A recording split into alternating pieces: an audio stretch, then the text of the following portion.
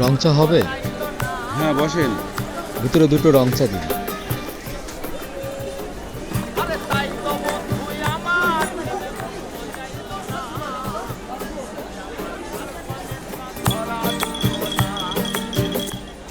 ভাই চা নেন।